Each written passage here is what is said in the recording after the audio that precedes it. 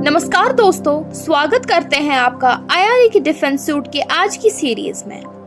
तो चलिए बात करते हैं इंडियन एयरफोर्स के MiG-29 UPG एयरक्राफ्ट अब इंडिया में बनाए हुए इंजन्स यूज कर रहे हैं।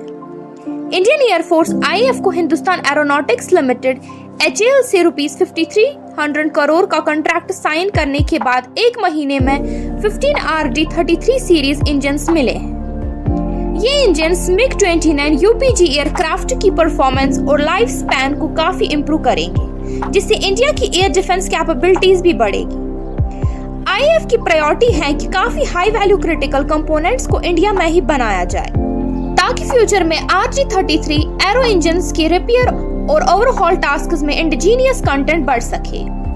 MiG-29 UPG MiG-29 का अपग्रेडेड वर्जन है, जो IAF के एक मेन फाइटर जेट है और कई सालों से इसका मेन स्टे रहा है।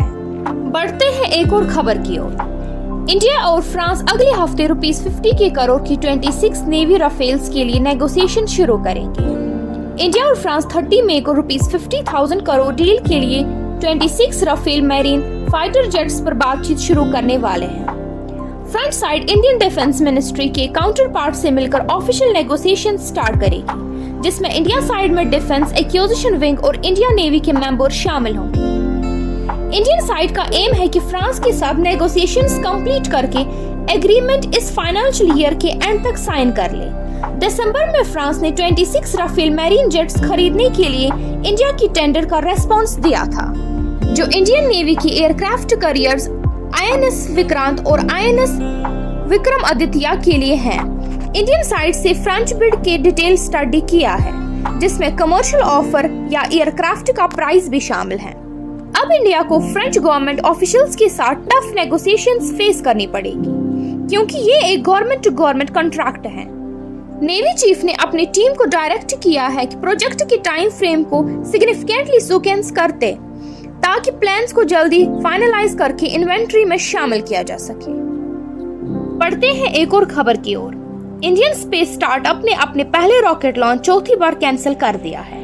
इंडिया का स्पेस स्टार्टअप अग्निकुल कॉस्मोस ने अपने पहले रॉकेट लॉन्च को पिछले 3 महीने में चौथी बार कैंसिल कर दिया है। लॉन्च 5:45 AM फर्स्ट पर शेड्यूल था, पर काउंटडाउन एक्टिविटीज में टेक्निकल ग्लिच के कारण डिले हो गया।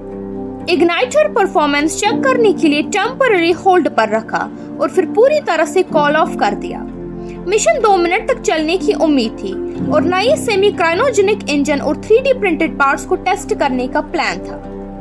अगर सक्सेसफुल होता तो ये इंडिया के लिए एक टेक्नोलॉजिकल स्टेप होता, क्योंकि Indian space research organisation ISRO ने अब तक सेमी क्रायोजेनिक इंजन सक्सेसफुली से इस्तेमाल नहीं किया है। अग्निकुल कॉस्मोस का अग्निबाण रॉकेट एक कस्टमाइजेबल 2-स्टेज लॉन्च व्हीकल है, जो 300 kg तक का पेलोड 700 किलोमीटर ऑल्टीट्यूड 435 माइल्स तक ले जा सकता है। 2022 में स्काई रूट के द्वारा बनाया गया इंडिया का पहला प्राइवेटली डेवलप्ड रॉकेट ISRO के लॉन्च साइट से फ्लाई किया था। अग्निकुल कॉस्मोस देश का पहला प्राइवेट लॉन्च पैड और मिशन कंट्रोल सेंटर ऑपरेट करता है, जबकि बाकी सारे लॉन्च पैड्स ISRO ऑपरेट करता है। हमारे साथ बने रहने के लिए धन्यवाद।